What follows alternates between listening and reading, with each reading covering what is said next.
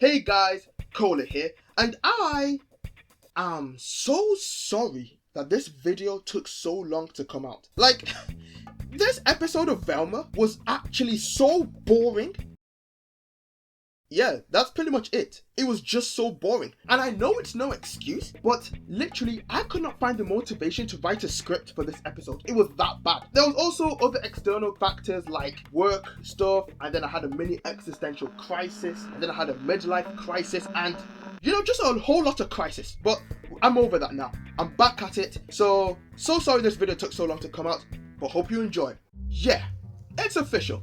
Velma Season 2 has finally given me brain rot, with a side of dementia to round me out. Because I just finished Season 2 Episode 2, and I could not tell you what happened, at all. I was literally in standby mode. Now, I pride myself on my ability to watch something once and retain all information about the plots and twists even years later. That means I can't watch my favorite movie or show more than once because my brain will always spoil me on what happens next and force me not to enjoy it because I love mysteries and having to figure clues out. But once my brain has already figured those clues out, it just doesn't find it fun anymore. So you have to realize how forgettable Episode 2 is because I could not tell you what happened at all. Even if someone kidnapped my family, threatened to make them watch the Mega Man sequel, and the only way I could save them was by telling their kidnappers what happened in Velma Season 2 Episode 2, then I guess I'm now an only child.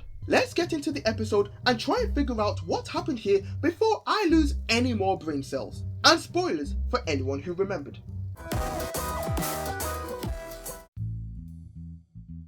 Velma, Fred, and the rest of the gang go to school the next day, but Mr. S is missing. Well, we know what happened to him. Even though this show is supposed to be about Velma and how she solves mysteries, it seems that Fred is the only one trying to put clues together, even if his reasoning is way off base. It's still better than Velma's stereotypical worldview though. Another middle-aged white guy. Is someone targeting smartwatch users? Now, a photo falls out of Fred's notes and Velma is convinced it's a picture of Fred's mom being the murderer. I don't know how many times they're gonna have to bring this up, but Victoria is dead. You all pretty much murdered her. Why is she still even a suspect? Hell, why was she ever a suspect? The cop moms actually remember their cops for once and tell Velma not to investigate official police business or else they'll be arrested. Finally, it only took 2 seasons, but the police seem to actually be acting competent for once. I hope this lasts a very long time. Sometimes foreshadowing is relatively obvious. Meanwhile, Nova tries making moves on a brain. hey Lola, I was wondering if...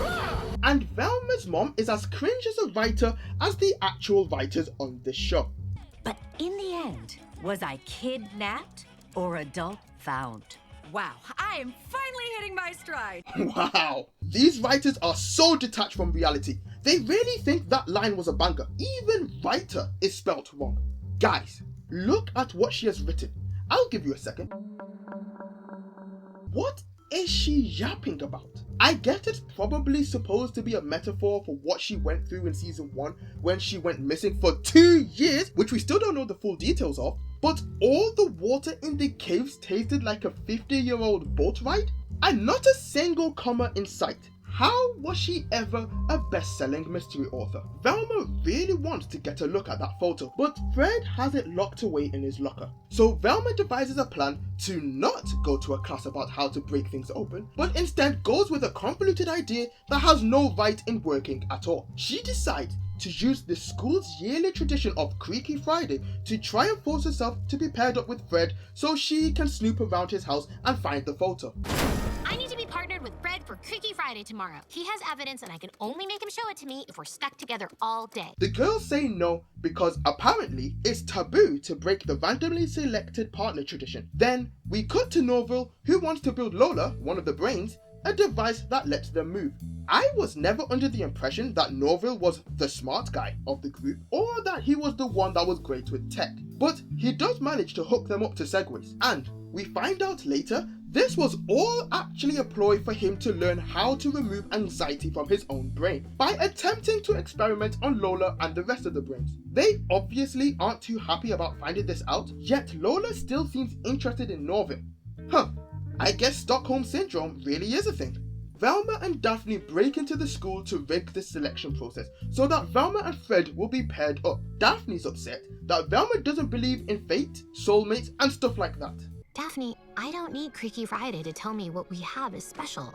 Velma, what you have is an unhealthy relationship that has a restraining order coming in your future. Friday comes and Velma, surprise surprise, picks out Fred and herself as partners, and no one else is suspicious about this. However, Velma does face consequences for once because this leads to Daphne being partnered up with Amber, Velma's now so-called nemesis. Now being partnered up with Fred, Velma tries to sneak into Mr. S's house, but it's blocked off by the police because remember, he died last episode. Also, Amber gets run over. We cut to Velma and Fred in Fred's house where he has a shrine for his dead mother, which is only a bit weird. Trust me, I've seen weirder. But this turns out to be where Fred hides the photo that Velma wants to see, even though I thought this photo was supposed to be in Fred's locker at school the entire time. But hey, plot holes in the show go together as well as Velma and Daphne. It turns out that the photo that Fred has is of a ghost caught on a security camera outside the police station. But more interestingly, Fred says that he was hired by someone who wanted to stay anonymous for Fred to look into the murder of Sheriff Cogburn. Surely this will lead to some actually entertaining mystery solving, where we are speculating who the mystery benefactor could be for the rest of the series, and not some fluff that will ultimately be told to us in the next 10 minutes, where the benefactor makes zero sense. Right? Why is the camera still on me? Meanwhile, there's a mini subplot going on in the background of this episode about Dia, Velma's mom, self-sabotaging herself from writing her mystery novels. I can kinda relate. I'm bringing this up now because the messaging is kinda weird. Hey, you're stuck and don't know what to do? Turn to alcoholism. This C story turns out to be pretty pointless as it ends with hints towards Dia and Fred's dad beginning some kind of romantic relationship, and trust me, no one wants to see that. So, the costume turns out to have been rented by Norville, which I am genuinely surprised that Velma remembers him using last season. And when they go to confront him, they find Norville running experiments on the brains, like I mentioned earlier. Velma and Fred accuse Norville of killing Sheriff Cogburn, showing that Velma still hasn't learned from last season. This leads to Norville having another hallucination that is actually kind of graphic, and definitely woke me up a bit. Norville explains that he did use the costume to break into the police station, but not to kill the sheriff, but to steal back his grandmother's journals so he can experiment on the brains and find out what causes their anxieties, so he can remove his. A totally flawless plan. By the way, I also just want to point out this weird audio error I found. I knew her research could help me isolate the anxiety in my brain and hopefully get rid of it. But I needed to experiment on the brains first. They clearly cut some lines here, and I want to know why, because it's so blatant. Apparently, they thought that this was a better compromise than the original take. Velma decides to believe that Norville isn't the killer, and Fred actually brings up some decent points to show how hypocritical Velma is, believing that his mother is the killer even though she is dead. So you let Norville walk, but I'm the fanatic. Norville was at the scene of Cogburn's murder. Fact. He lied about it. Fact. It turns out Amber getting ran over was actually some good luck, because this leads to them oiling the most hinges for Creaky Friday, and more importantly, to them finding Sheriff Cogburn and Mr. S's bodies in the hospital's mortuary, but only after meeting the creepiest doctor ever. How would you two like to come to the basement with me? I have some things that need lubricating.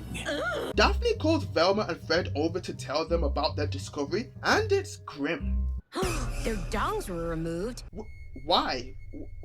Why would anyone do this? And Velma apparently needs Daphne to tell her that the photo of the ghost, which was clearly taken from a police station surveillance camera, was a photo of a ghost clearly taken from a police station surveillance camera. Why would someone with a photo of Norville in a ghost costume hire Fred to figure it out? It's a still from a police station surveillance camera. It is? Then we have to go there. So they rush over to the cop moms, which are apparently the only two police officers this show can afford, and they find out that Linda or Donna?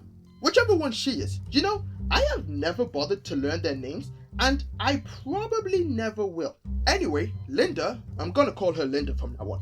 Linda comes clean and claims that she was the one that sent the photo to Fred and hired him to solve the case. Therefore bursting my bubble of belief in this show's capability in writing any engaging mystery, and the reasoning is so dumb. I'm sorry. Yeah, I sent the photo to Fred, but only because we have no leads and he's a supernatural expert. Wow. Asking for a kid's help to do your job and solving a crime is a new low. Wait, ain't you the same people that said if they try to solve the mystery, you will have them arrested? This is official police business. We don't need your help. So if we catch any of you investigating, you'll be in cuffs faster than a startup founder with a weird voice. And Velma further proves my thesis that she is a deranged psychopath in the making. Daphne and Amber found their bodies while oiling hinges, meaning my decision to violate the rules of Freaky Friday are even more validated. Yeah, boy! 2 men are dead, Velma. Donna wants to keep this on the hush-hush because if this information got out, it will ruin their chances of becoming sheriff. Sheriffs? Co-sheriffs? So of course this information gets leaked, and the episode ends with no one happy. Even me. Cogburn's twin brother runs for sheriff since the other two have been found out to be completely incompetent. Velma finds her mom banging Fred's dad, and Norval and Lola make me so uncomfortable. Then you leave me no choice but to help you cure them. And you should hope I still want to jump your bones once you're damage-free. What?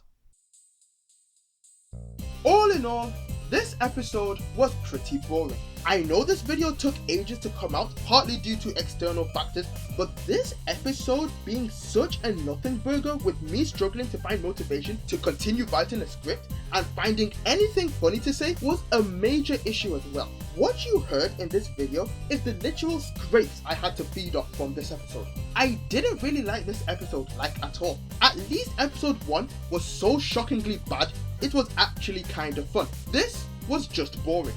I didn't care for any of the subplots, like Dia's love life or Creaky Friday, and I thought I might enjoy the mystery of who hired Fred, maybe turning out to be some sort of evil mastermind, but no, they ruined that too. I rate this episode a 2 out of 10, and that is me being generous. But tell me down in the comments below, did you find this episode as boring as I did? I promise the next episode review will not take nearly as long as this one. Don't forget to like and subscribe. Cola out.